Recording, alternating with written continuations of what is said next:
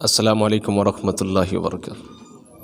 ان الحمد للہ نحمده ونستعینه ونستغفره ونعوذ باللہ من شرور انفسنا ومن سیئات اعمالنا من يهده الله فلا مضل له ومن يضلل فلا هادی له واشهد ان لا الہ الا اللہ وحدہ لا شریک له واشهد ان محمدا عبدہ ورسولہ یا ایہا الذین آمنوا اتقوا اللہ حق تقاتہ ولا تموتن الا وانتم مسلمون یا ایہا الذین آمنوا اتقوا اللہ وقولوا قولا سدیدا یصلح لکم اعمالکم ویغفر لکم ذنوبکم ومن یطع اللہ ورسولہ فقد فاز فوزا عظیما یا ایہا الناس اتقوا ربکم الذی خلقکم من نفس واحدۃ وخلق منها زوجها وبث منہما رجالا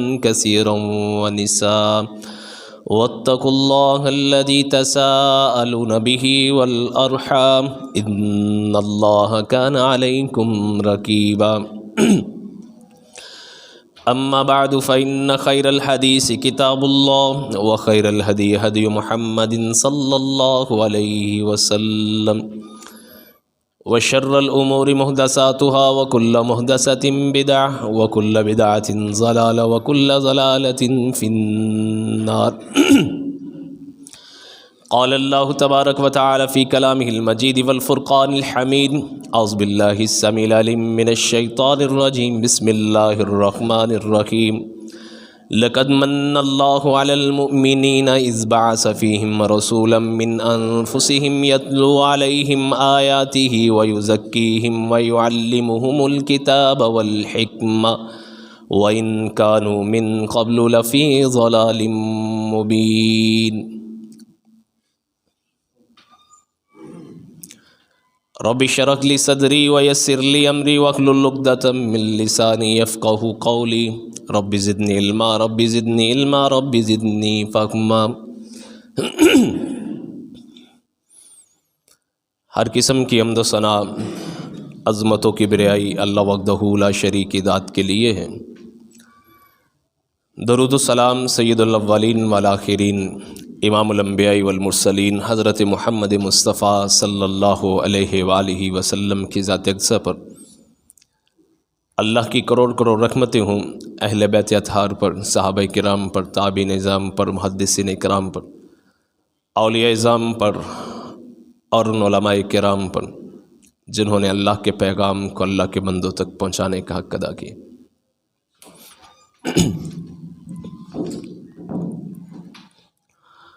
حضرات گرامی قدر، پچھلے خطبہ جمعۃ المبارک میں دین کی تبلیغ، دین کی اشاعت کے حوالے سے حضور نے جو محنت، جو کوشش، جو جد و جہد کی، اس کی ایک ہلکی سی تصویر آپ حضرات کے سامنے رکھی تھی۔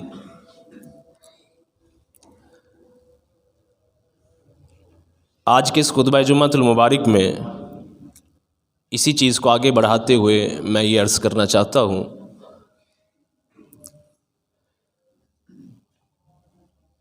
کہ حضور صلی اللہ علیہ وآلہ وسلم نے جس معاشرے میں، جن لوگوں میں، جس ماحول میں اس دعوت کا آغاز کیا تھا، وہ ماحول، وہ لوگ، وہ معاشرہ آج کے ہمارے اس معاشرے، ہمارے اس ماحول سے کئی گنا سخت اور کئی گنا اس سے بڑھ کر جہالت میں ڈوبا ہوا تھا۔ تو حضور صلی اللہ علیہ وآلہ وسلم نے جو محنت فرمائی، جو جد و جہد کی اور ہمارے لیے نمونہ پیش کیا، اب یہ ذمہ داری، اب یہ فرض حضور کی امت کا ہے، ہر اس فرد کا ہے جس کا یہ دعویٰ ہے کہ میں حضور صلی اللہ علیہ وآلہ وسلم کا کلمہ پڑھنے والا ہوں۔ اللہ تعالیٰ نے قرآن مجید فرقان حمید میں ارشاد فرمایا، لقد من اللہ علی المؤمنین اذ بعث فیہم رسولا من انفسہم،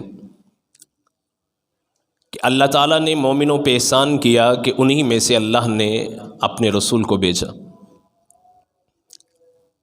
اس آیت کریمہ میں اللہ نے حضور صلی اللہ علیہ وآلہ وسلم کی 4 بنیادی ذمہ داریاں بیان فرمائی، یا دوسرے الفاظ میں حضور کی 4 خصوصیات بیان فرمائی کہ حضور کی خصوصیات کیا تھیں۔ یتلو علیہم آیاتہ، حضور کا پہلا کام، حضور کی پہلی ذمہ داری یا حضور کی پہلی خصوصیت یہ تھی کہ حضور اللہ کی آیات کی تلاوت کیا کرتے تھے۔ یتلو علیہم، ان کے سامنے اللہ کی آیات کی تلاوت کیا کرتے۔ ویزکیہم، اور حضور اللہ کی آیات کی تلاوت کرتے، ان کا تزکیہ نفس کرتے۔ یہ دوسری خصوصیت حضور کی کہ حضور ان کو پاک کرتے، ان کو صاف کرتے۔ وَيُعَلِّمُهُمُ الْكِتَابَ وَالْحِكْمَةَ، اور تیسری خصوصیت حضور کی یہ تھی کہ حضور ان کو کتاب کی تعلیم دیتے تھے، والحکمہ، اور حکمت سکھایا کرتے تھے۔ حکمت سے مراد دانائی، مفسرین نے بیان فرمایا ہے کہ حکمت سے مراد یہاں حضور صلی اللہ علیہ وآلہ وسلم کی احادیث ہیں، آپ کی سنت ہے، آپ کے اقوال ہیں، آپ کے افعال ہیں۔ تو یہ 4 بنیادی ذمہ داریاں تھیں جو حضور صلی اللہ علیہ وآلہ وسلم نے پوری زندگی ان کو ادا کرنے میں کوئی کسر باقی نہیں چھوڑی۔ اور بنیادی طور پر پچھلے خطبہ جمعۃ المبارک میں یہی چیز میں نے آپ حضرات کے سامنے رکھی تھی کہ ان چیزوں کو ادا کرنے کے لیے حضور کو کیا مشکلات سہنا نہیں پڑی، حضور کو کیا کچھ برداشت نہیں کرنا پڑا۔ حضور اس دنیا سے چلے گئے، اللہ نے ایک مقرر وقت رکھا ہے ہر اس دنیا میں آنے والے کے لیے، چاہے انبیاء ہیں چاہے کوئی اور ہے، ایک وقت مقرر ہے، اس کے بعد اس نے اس دنیا کو چھوڑ کر اللہ کے حضور پیش ہونا ہے۔ چونکہ حضور کے بعد کوئی نیا نبی، کوئی رسول آنے والا نہیں، یہ ہمارا ایمان ہے، اور ہمارے ایمان کی بنیادی ارکان میں سے ایک رکن کہ حضور خاتم النبیین ہے، حضور کے بعد کوئی نئی نبی نہیں آئے۔ اب یہ دین جو حضور چھوڑ کر گئے، جو ہدایات، جو تعلیمات حضور چھوڑ کر گئے، یہ اب کس کا ذمہ ہے؟ کیا امت میں سے کسی خاص گروہ کا یہ ذمہ ہے کہ اس نے یہ ادا کرنا ہے، یا ساری امت کا یہ ذمہ ہے؟ تو حضرات گرامی قدر، حضور جو تعلیمات چھوڑ کے گئے ہیں، بنیادی طور پر ہر وہ شخص جو صاحب اقتدار ہے، جس کے ہاتھ میں مسلمانوں کی باغ دوڑ ہے، جس کے ہاتھ میں قیادت ہے، جدید اصطلاح میں جس کے لیے ہم اسٹیٹ کا لفظ بولتے ہیں، ریاست کا لفظ بولتے ہیں، تو یہ ریاست کی بنیادی ذمہ داریوں میں سے ہے۔ اس کے بعد علماء کی یہ ذمہ داری ہے، علماء کے بعد بحیثیت امت ہونے کے، امت کے ہر فرد کی یہ ذمہ داری۔ ایسا ہرگز نہیں ہے کہ ہم صرف اور صرف یہ کہہ سکیں کہ یہ ریاست کی ذمہ داری ہے اور ہم جو ہیں کنارہ کش ہو جائیں، یا ہم یہ کہہ دیں کہ یہ صرف علماء کی ذمہ داری ہے اور ہم بری ذمہ ہیں۔ نہیں، ریاست کی اپنی سطح پہ، علماء کی اپنی سطح پہ، اور امت کی اپنی سطح پہ یہ مشترکہ ذمہ داری ہے کہ حضور جو پیغام، جو تعلیمات ہمیں دے کے گئے ہیں، آگے اس کو ہم نے پہنچانا ہے۔ قرآن مجید فرقان حمید میں اللہ رب العزت نے سورہ آل عمران میں امت کو مخاطب کرتے ہوئے ارشاد فرمایا، کنتم خیر امت، تم بہترین امت ہو، اخرجت للناس، تمہیں بنایا گیا لوگوں کے لیے، تأمرون بالمعروف وتنہون عن المنکر، تمہاری ذمہ داری یہ ہے کہ تم نے نیکی کی طرف رہنمائی کرنی ہے، نیکی کا حکم دینا ہے اور برائی سے روکنا ہے۔ تو یہ امت کی ذمہ داری ہے، صرف خاص کسی ایک فرد کی نہیں ہے، کسی ایک کلاس کی نہیں ہے، سب امت کی فرض۔ اللہ اکبر۔ پچھلے خطبے کو ذہن میں رکھیے گا کہ حضور صلی اللہ علیہ وآلہ وسلم نے اس پیغام کو، ہدایات کو امت تک پہنچانے میں جو جد و جہد کی ہے، جو کچھ آپ نے جھیلا ہے، میں نے ہلکی سی تصویر آپ کے سامنے رکھی تھی، یہ ختم نہیں ہوا۔ سرکار دو عالم صلی اللہ علیہ وآلہ وسلم کی رحلت مبارکہ کے بعد سیدنا صدیق اکبر رضی اللہ تعالیٰ عنہ مسلمانوں کے خلیفہ نامزد ہوتے ہیں، تو آپ کیا سمجھتے ہیں کہ سیدنا صدیق اکبر رضی اللہ تعالیٰ عنہ جب مسلمانوں کے خلیفہ بنے ان کو جد و جہد نہیں کرنی پڑی؟ میں ہلکی سی تصویر رکھتا ہوں، اس کے بعد میں بات کو آگے بڑھاتا ہوں۔ حضور صلی اللہ علیہ وآلہ وسلم نے موتا کے شہداء کا بدلہ لینے کے لیے ایک لشکر روانہ کیا تھا سیدنا اسامہ بن زید رضی اللہ تعالیٰ عنہ کی قیادت میں۔ بالکل حضور کے آخری ایام ہیں، یہ لشکر ابھی مدینہ سے نکلا ہی نہیں ہے کہ حضور صلی اللہ علیہ وآلہ وسلم کی وفات کی خبر پھیل جاتی ہے، یہ لشکر واپس آ جاتا ہے۔ حضور صلی اللہ علیہ وسلم کی وفات کی خبر ابھی جہاں جہاں پہنچی ہے، کچھ قبائل نے ارتداد کا اعلان کر دیا، دوبارہ ہم اسلام کو چھوڑ کر اپنے آبائی دین میں جا رہے ہیں۔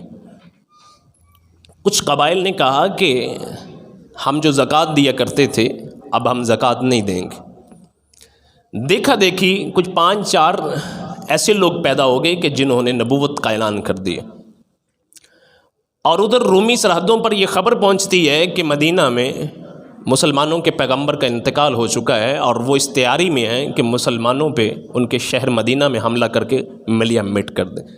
یہ وہ حالات ہیں کہ جن حالات میں سیدنا صدیق اکبر رضی اللہ تعالیٰ عنہ خلیفہ بنتے۔ حضور کی تدفین کے بعد شورا بیٹھتی ہے، صحابہ کرام نے مشورہ دیا، یا صدیق اکبر ایسا کیجئے، یہ بات توجہ سے سنیے گا، آپ کو اندازہ ہوگا کہ اسلام کن مشکلات سے ہمارے تک پہنچا ہے، اور ہم وہ مسلمان ہیں کہ جن کو اسلام کی قدر نہیں ہے، کیونکہ ہمیں پیدا ہوتے ہوئے ہمارے کان میں اذان دے دی گئی اور بچپن سے ہمیں اسلام گھر میں مل گیا، ہمیں کوئی اس کی قدر نہیں ہے۔ سیدنا صدیق اکبر سے کہا گیا کہ جو حضور نے لشکر روانہ کیا تھا حضرت اسامہ کی زیر قیادت، آپ اس لشکر کو نہ بھیجیے کہ مدینہ غیر محفوظ ہے، قبائل جو بغاوت کا اعلان کیے ہوئے ہیں وہ کہیں مدینہ پہ حملہ آور نہ ہو جائیں، رومی لشکر نہ آ جائے، یہ طرح طرح کے حالات ہیں، آپ لشکر کو نہ بھیجیے۔ صدیق اکبر کو صدیق اکبر اسی لیے نہیں کہتے، ایسے نہیں کہتے، ایمان دیکھیے گا۔ مشورہ دینے والے عمر فاروق جیسے بہادر سپہ سالار جرری، عثمان غنی، دیگر صحابہ کرام ہیں، کوئی عام لوگ بھی نہیں ہیں۔ صدیق اکبر نے آگے سے کیا جواب دیا؟ فرمایا کہ جس لشکر کو حضور روانہ کر چکے ہیں صدیق اس کو روکنے کی جرت نہیں کر سکتا۔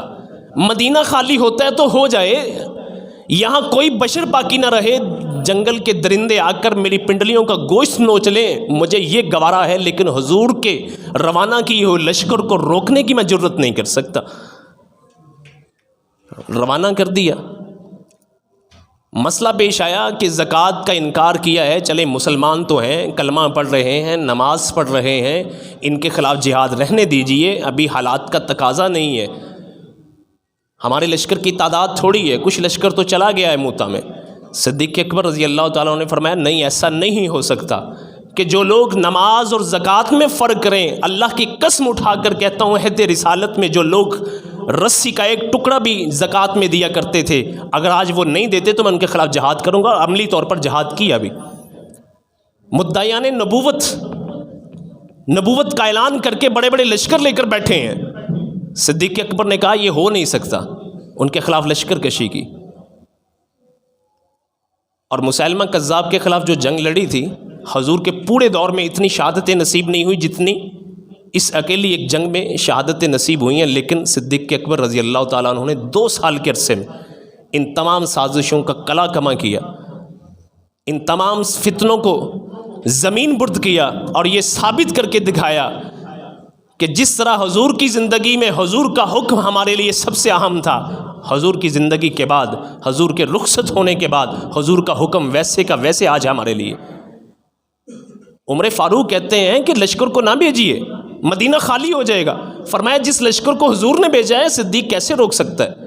یہ تھے وہ صحابہ کرام کے جنہوں نے ان حالات کا مقابلہ کر کے یہ دین جو ہے ہم تک آگے پہنچانے کی راہ ہموار کی۔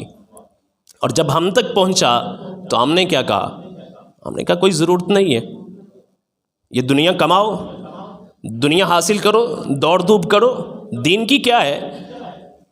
بدقسمتی سے، میری بات کا غصہ نہیں کیجیے گا، سب ہم شامل ہیں اس میں، ہمارے نزدیک ترجیح، ہمارے نزدیک پریورٹی کس کو ہے؟ دنیا کو، دین کو نہیں۔ بھلے ہم مسلمان کہیں اپنے آپ کو، بھلے ہم کلمہ طیبہ کا اقرار کریں، لیکن ہمارے قلوب میں، ہمارے اذہان میں دین کی وہ قدر، وہ قیمت وہ نہیں رہی جو ہونی چاہیے تھی۔ یہ میں نے پچھلے جمعہ حضور کی جو جد و جہد اسی لیے بیان کی ہے کہ ہمیں احساس ہو کہ یہ دین کوئی معمولی چیز نہیں ہے، جس کے لیے حضور صلی اللہ علیہ وآلہ وسلم نے اپنا سب کچھ قربان کیے رکھا ہے، یہ کوئی معمولی چیز نہیں ہے۔ ہمارے یہ ذمہ کام لگایا گیا تھا، کنتم خیر امۃ اخرجت للناس، تم لوگوں کے لیے بنائے گئے ہو، تم نے لوگوں کو ہدایت کے رستے پہ لے کر آنا ہے، تم نے لوگوں کو نیکی کا حکم دینا ہے، تم نے لوگوں کو برائی سے روکنا ہے۔ معاذ اللہ، معاذ اللہ، جس مقصد کے لیے اللہ نے ہمیں پیدا کیا تھا وہ مقصد بھول کر آج اگر ہمیں کوئی نیکی کی تعلیم دیتا ہے، کوئی برائی سے روکتا ہے، تو ہمارے لیے بڑا اجنبی سا ہوتا ہے۔ ہم محسوس کرتے ہیں کہ اس کو کیا پڑھی ہے، ہمیں سنائے۔ اللہ اکبر۔ ابن ماجہ کی روایت ہے، امام ابن حبان رحمہ اللہ نے اس کو صحیح کہا ہے کہ بالکل صحیح روایت ہے، کسی قسم کا کوئی شک نہیں ہے۔ حضور صلی اللہ علیہ وسلم فرماتے ہیں کہ اللہ تعالیٰ فرماتے ہیں کہ تم نیکی کا حکم دو، برائی سے روکو، وہ وقت نہ آ جائے کہ تم اللہ سے دعا کرو، اللہ تمہاری دعا قبول نہ کرے، تم اللہ سے مدد مانگو، اللہ تمہاری مدد نہ کرے۔ تمہیں یہ کرنا ہوگا، تمہیں لوگوں کو نیکی کا حکم دینا ہوگا، برائی سے روکنا ہوگا، اور یقین جانیے کہ یہ کوئی آسان کام نہیں ہے، یہ آسان کام نہیں ہے۔ مت سمجھیں کہ یہ آسان کام ہے، یہ پیغمبرانہ کام ہے، اور پیغمبروں کے کام جو ہیں وہ معمولی کام نہیں ہوا کرتے۔ اگر پیغمبروں کا منصب بہت بڑا ہے تو پیغمبروں کو جو مشکلات اٹھانا پڑی ہیں وہ بھی بڑی ہوتی۔ اگر ہم وارث ہیں حضور کی، حضور کی امت ہے، اس فریضے کو ہم نے سر انجام دینا ہے، تو پھر ہمیں جد و جہد بھی، ہمیں مشکلات بھی اتنی کرنی پڑیں گی، برداشت کرنا پڑیں گی۔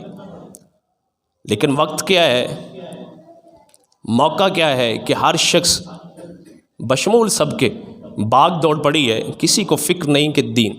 مجھے اپنی ایمانداری سے بتائیں، یہ جتنی ہماری آبادی اس قوم کی اور جتنی مساجد ہیں، اگر سب کے سب لوگ اپنے بچوں سمیت مسجد میں آئیں، یہ جگہ کم نہ پڑ جائے؟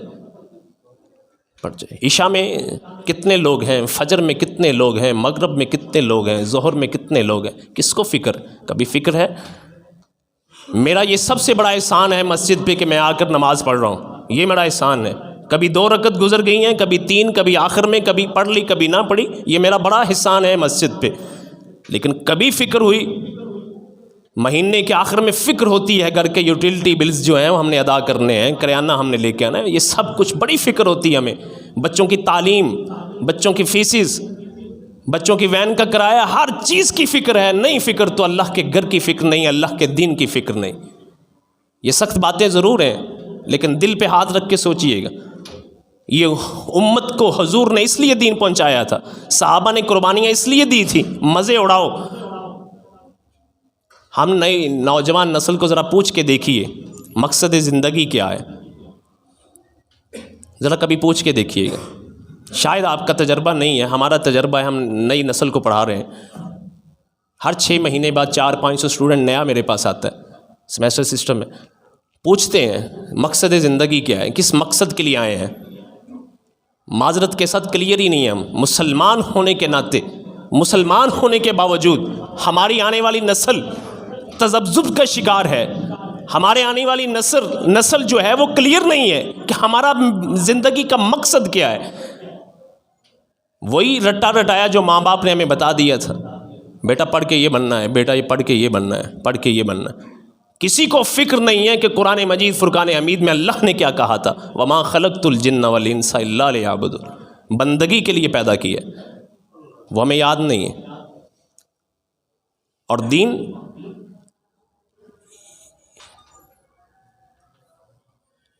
میں یہ بات کہتے ہوئے شرمندہ ہوتا ہوں، یقین کیجئے دین کی بنیادی چیزوں کے بارے میں ہماری آئندہ آنے والی نسل جو ہے بنیادی چیزوں کے بارے میں لا علم ہے۔ لا علم ہے. ان پہ اللہ کا احسان ہے، ان پہ اللہ کا فضل ہے جو باقاعدہ مسجد کے ساتھ جڑے ہوئے ہیں، سن سنا کے کچھ نہ کچھ دین کا پتہ ہے. اور جو ہماری نسل مسجد کے ساتھ جڑی نہیں ہے، ان سے ذرا کبھی بنیادی چیزوں کا سوال پوچھ کے دیکھ لیجئے گا، مایوسی اٹھانا پڑے گی. اور یہ قصور کس کا ہے؟ نسل کا نہیں قصور بڑوں کا ہے، قصور والدین کا ہے، گھر کے بڑے افراد کا قصور ہے، ان کا قصور نہیں ہے. وہ بچے ہیں، جدھر آپ نے ان کو ڈالا وہ چلے گئے بیچارے، جدھر آپ نے بھیجا وہ چلے گئے. آپ کو فکر ہے کہ صبح میں نے 7 بجے سے پہلے اس کو اٹھا کر تیار کر کے اسکول بھیجنا ہے، اس کو ٹیوشن بھیجنا ہے. آپ کو فکر ہے. اگر آپ کو فکر نہیں ہے، اس بات کی فکر نہیں ہے کہ میرا بیٹا آج مسجد میں گیا ہے، میرے بیٹے نے آج قرآن کی تعلیم حاصل کی ہے، میرے بیٹے نے آج حضور کے ارشادات، دین کے ارشادات، دین کی تعلیمات حاصل کی ہیں یا نہیں کی، اس کی ہمیں فکر نہیں. اللہ اکبر.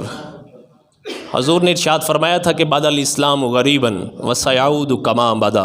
اللہ اکبر. فرمایا اسلام غربت کی حالت میں شروع ہوا تھا. غربت، غرابت، غریب ہماری زبان میں اس کو کہتے ہیں کہ جس کے پاس کوئی دولت نہیں ہوتی. عربی زبان میں غریب اس کو نہیں کہتے، اجنبی کو کہتے ہیں. اجنبی جس کو لوگ جانتے نہ ہو، جس کو لوگ پہچانتے نہ ہو، اس کو غریب بولتے ہیں عربی زبان میں.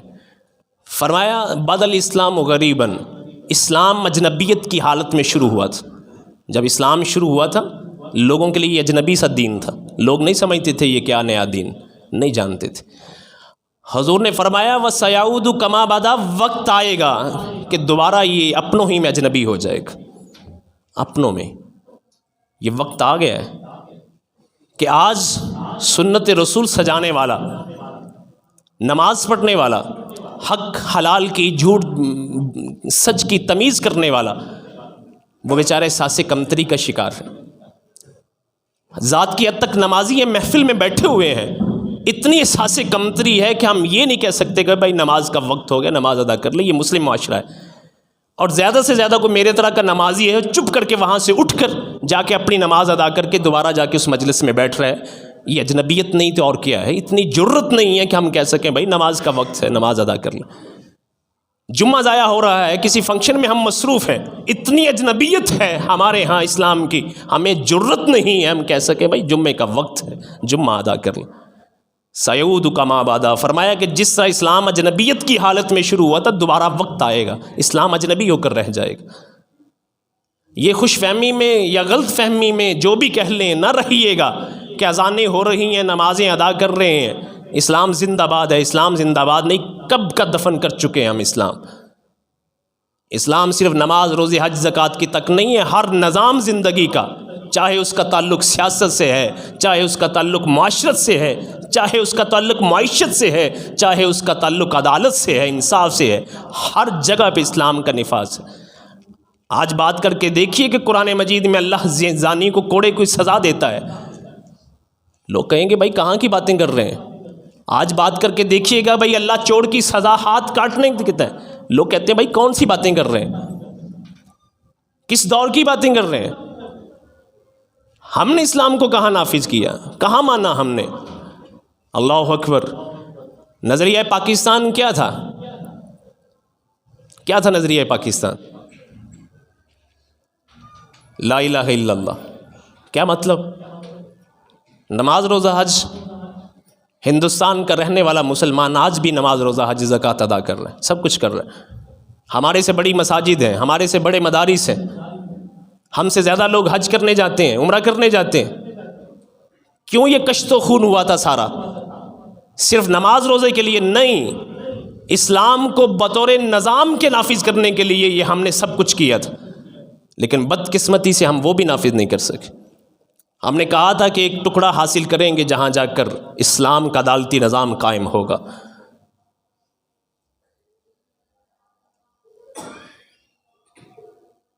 یہ بات تو ویسے نہیں کرنی چاہیے لیکن کر دینی چاہیے. ممبر رسول کا تقاضا یہی ہے کہ انسان کوئی پرواہ کیے بغیر بات کر دے. یہ جو نام نہاد تقدس عدالت کا، آئین کا تقدس جو ہم پہ حاوی ہے، کہ اس لیے اسلام حاصل کیا تھا.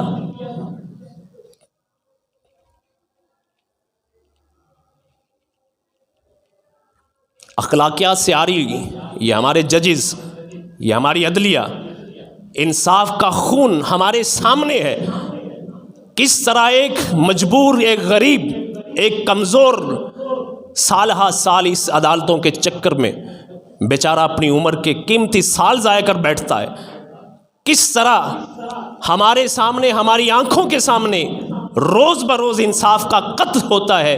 کیا یہ پاکستان اس لیے حاصل کیا گیا تھا؟ اور کوئی بات کر لے تو کہا جاتا ہے توہین عدالت ہے. ہمارے معزز جج کو پورے پاکستان میں صرف ایک ٹاور کا مسئلہ نظر آیا اور دوسرا مسئلہ نظر نہیں آیا. کہاں ہیں وہ لوگ جنہوں نے NOC دیا تھا؟ کہاں ہیں وہ لوگ جنہوں نے وہ زمین الاٹ کی تھی؟ کہاں ہیں وہ لوگ جنہوں نے کمیشن حاصل کیے تھے؟ کہاں ہیں وہ لوگ جنہوں نے پیسہ کمایا ہے؟ وہ سب کے سب گھروں میں بیٹھے ہیں. اور غریبوں جنہوں نے اپنی جمع پونجی لگا کر اس ٹاور میں ایک اپارٹمنٹ حاصل کیا، آج جج صاحب کا ذہن بنا کہ اس کو گرا دیا جائے. پوری قوم سراپا احتجاج ہے، نہیں سننے کے لیے تیار. کس کو ہٹانا ہے، کس کو لے کے آنا ہے، یہ کام عدلیہ کا ہے، ججز کا کام ہے، یہ انصاف کا کام ہے. برٹش جہاں سے چلا گیا، لیکن ہمارے یہ کالے انگریز، جس کو ہم کالے انگریز کہتے ہیں، یہ ہماری بیوروکریسی آج بھی سمجھ رہی ہے یہ ہمارے غلام ہیں. کیا اوقات ہے ایک اسسٹنٹ کمشنر کی؟ اتنا ہی اس کا سکیل ہے جتنا ایک لیکچرر کا ہے، لیکن اس کی رونق کبھی دیکھیے گا، اس کی حماقت دیکھیے گا، اس کا فخر دیکھیے گا. وہی مینٹالٹی چل رہی ہے جو برٹش یہاں چھوڑ کے گیا تھا، یہاں کے لوگوں کو غلام بنا کر رکھنا ہے. وہی کر رہے ہیں سارا کچھ. ہم خوش ہیں کہ ہم نماز ادا کر رہے ہیں، روزہ حج ادا کر رہے ہیں، ہم یہ خوش ہیں. میں یہاں کے کھڑے ہو کر اپنے کسی بریلوی مولوی کو لتاڑ رہا ہوں، میں اسی پہ خوش ہوں. وہ ہمیں لتاڑ رہا ہے، وہ اسی پہ خوش ہے کہ ہم دین کی بڑی خدمت کر رہے ہیں. یہ دین نہیں ہے، یہ دین کی وہ تصویر نہیں ہے جو ہمارے سامنے پیش کی جا رہی ہے. خدا را ذرا سمجھیے گا. یہ نام نہاد اشرافیہ کے لیے یہ بڑا فیوریبل ہے، یہ ان کے لیے بہت اچھا ہے کہ ہم لوگ انہی مسائل میں الجھے رہیں اور ان کے گریبانوں تک کبھی ہاتھ ہمارا نہ پہنچے. یہ ان کے لیے بڑا خوش ہے. اسلام اس لیے نہیں آیا تھا، اسلام اس لیے آیا تھا چاہے وقت کا حکمران ہی کیوں نہیں ہے، اس کو بھی برسر منبر جواب دینا پڑے گا کہ جو مال غنیمت میں کپڑا آیا تھا اس سے لباس کیسے بنا ہے. رایا پوچھ سکتی ہے عمر فاروق سے، عمر خطبہ بعد میں دیجیے گا، پہلے سوال کا جواب دو. مال غنیمت میں آنے والے کپڑے سے تو ہمارے سوٹ نہیں بنے، تمہارا کیسے بن گیا؟ 22 لاکھ مربع میل کا حکمران کھڑے ہو کے کہتا ہے اس کا جواب میرا بیٹا دے گا. بیٹے نے اٹھ کے کہا کہ اپنے حصے کا کپڑا میں نے اپنے باپ کو دیا تاکہ میرا باپ کپڑا سوٹ بنوا لے. یہ نظام ہے ہمارا.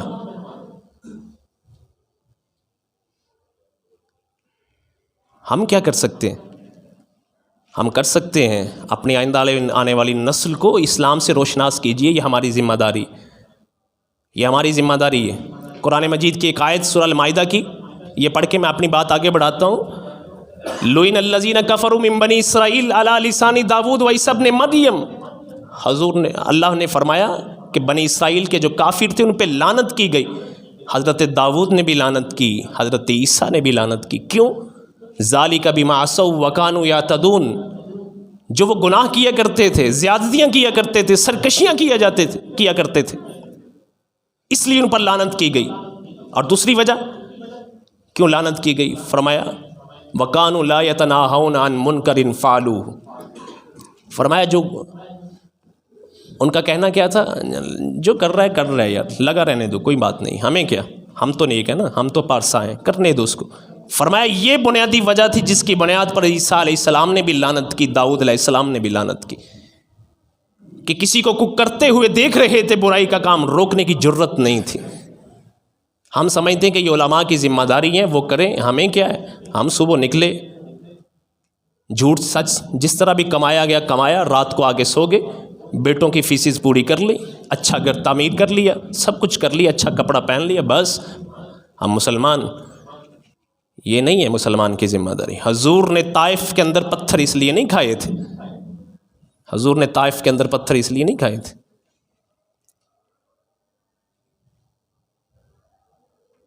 یہ امت کی ذمہ داری ہے، علماء کی صرف نہیں. العلماء ورثۃ الانبیاء، علماء انبیاء کے وارث ہیں. اس لحاظ سے امت سے زیادہ علماء کی ذمہ داری ہے، اس میں انکار نہیں ہے کہ انبیاء کے وارث علماء ہیں. اور علماء کو اپنا عزت اپنا وقار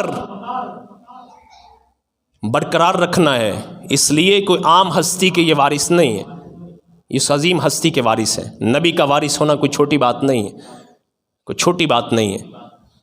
اس کائنات کی سب سے بڑی ہستی کا وارث اہل علم ہے، تو اہل علم کو اپنی عزت اپنا وقار برقرار رکھنا چاہیے، اس پہ آنچ نہیں آنے دیجیے، اس پہ کمپرومائز نہیں ہونے دیجیے کہ 2 ٹکے کا اٹھ کے کوئی بندہ ایسی بات منہ سے کہہ دے علماء کے بارے میں۔ اگرچہ میں اس بات کا اقرار کرتا ہوں بہت کمیاں ہیں، بہت کوتاہیاں ہیں، لیکن خدارا ان لوگوں پہ بات کرنے سے پہلے 100 بار سوچئے، اس گئے گزرے دور میں یہی وہ لوگ ہیں جو اس دین کے محاذ کو سنبھالے ہوئے ہیں، اپنی آئندہ آنے والی نسلوں تک پہنچا رہے ہیں۔ ہم تو اپنے کاموں میں مگن، ہمیں کیا، ہم تو اپنی دنیا کی فکر میں ہیں۔ جیسے تیسے جس طرح کے بھی لوگ ہیں، یہ وہ لوگ ہیں کہ جو آج کے اس دور میں آپ کی آئندہ آنے والی نسل کو قرآن سکھا رہے ہیں، حدیث کا پیغام پہنچا رہے ہیں۔ ایسے منہ اٹھا کے بات کر دینی مدرسوں پہ، مولویوں پہ، ذرہ برابر حیا نہیں۔ تو بہرحال یہ علماء کو بھی اپنا پیغام، اپنا مقام جو ہے پہچاننا چاہیے۔ کسی کو اتنی جرت نہیں دینی چاہیے کہ 2 ٹکے کا کوئی بندہ دنیا دار اٹھ کے ان کے کریکٹر پہ بات کر سکے۔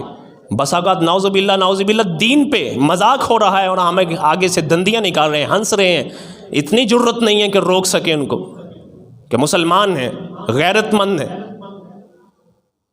من رأى منکم منکرا فلیغیرہ بیدہ ومن رأى منکم منکرا فلیغیرہ بلسانہ فإن لم یستطع فبلسانہ فإن لم یستطع فبقلبہ فذلک اضعف الایمان۔ حضور نے فرمایا کہ جو کوئی برائی دیکھے اس کو ہاتھ سے روکے، اس کو زبان سے روکے، اس کو دل سے برا کہے۔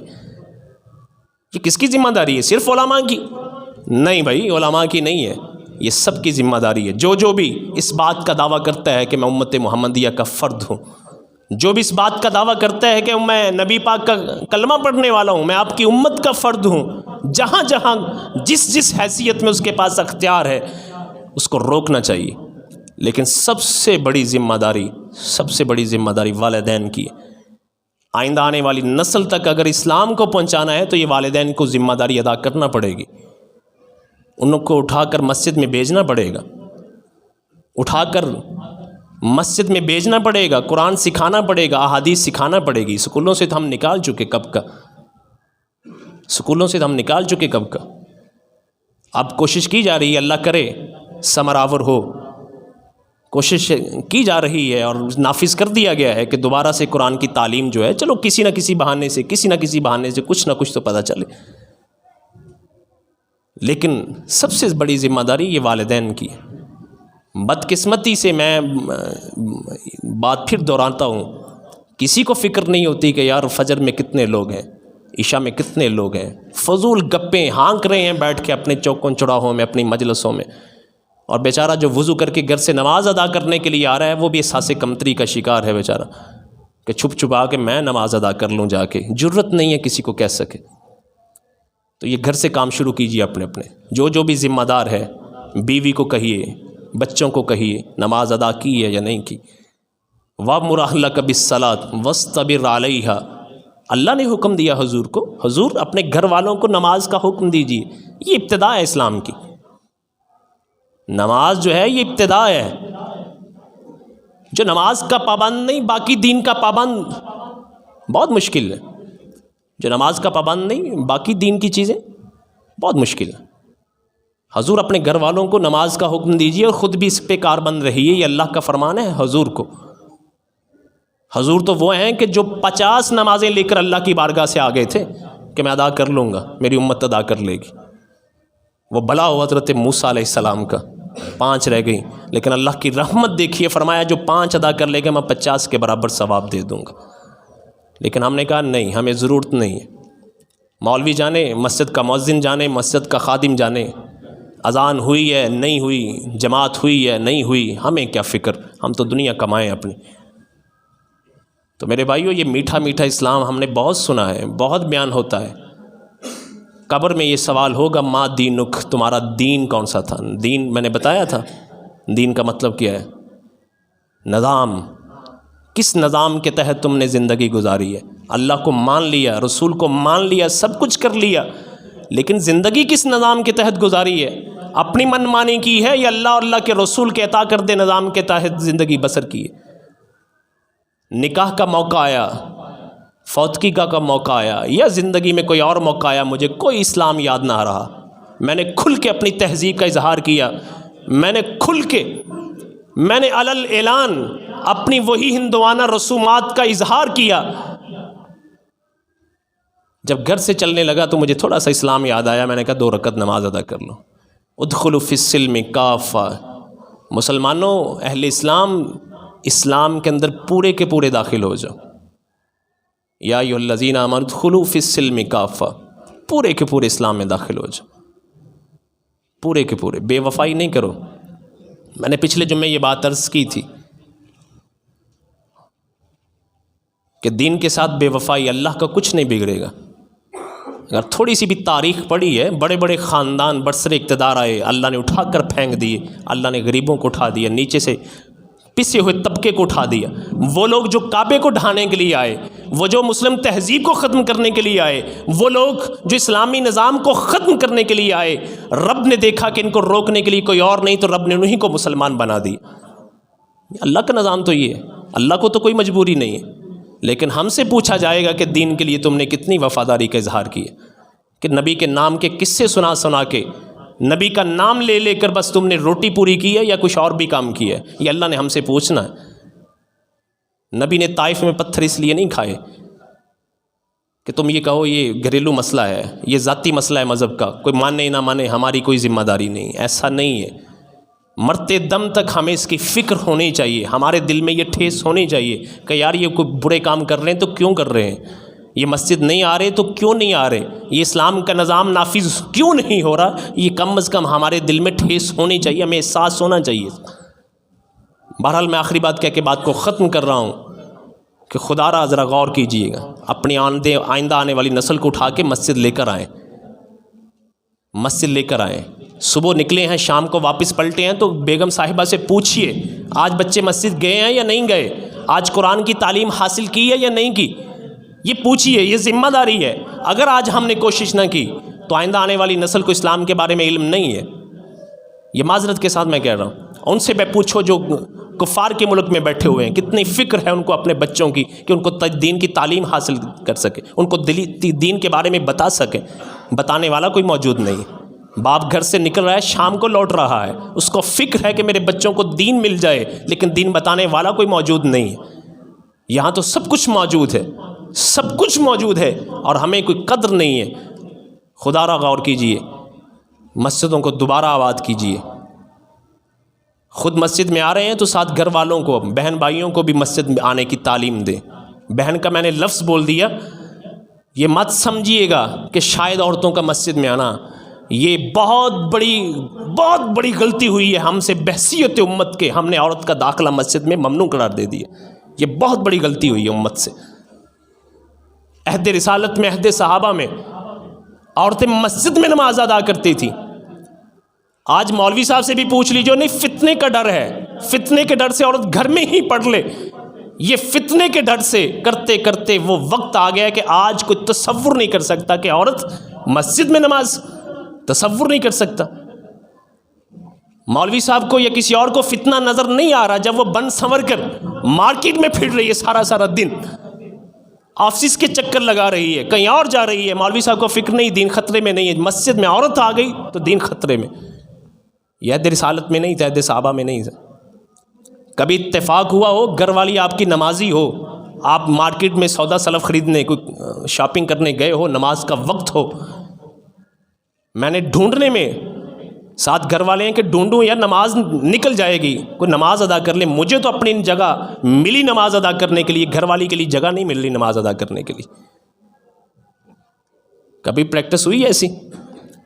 عورت کو کہو جا کے مارکیٹ میں نماز ادا کرنے، جہاں بھی جائیں گے مردوں کی مسجد بنی ہوئی ہے، مرد نماز ادا کرے، عورت کوئی فکر نہیں، کوئی مسئلہ نہیں، گھر جا کے پڑھ لے گی، چاہے مغرب کے بعد یہ سر پڑے جا کے، جگہ نہیں رکھی گئی۔ یہی وہ مائنڈ سیٹ ہے، یہی وہ عورت تھی کہ جس نے ایک مسلم تہذیب کو آگے بڑھانا تھا، یہی وہ عورت تھی جس نے اسلامی معاشرے کو پروان چڑھانا تھا، ہم نے اس کو اسلام سے دور کر دیا۔ موبائل اس کے ہاتھ میں دے دیا، ٹی وی اس کے گھر میں رکھ دیا، چلیں بھائی وقت گزارو۔ الا ماشاء اللہ وہ خواتین جن کو اسلام کی عزت، اس کی قدر کا پتہ ہے۔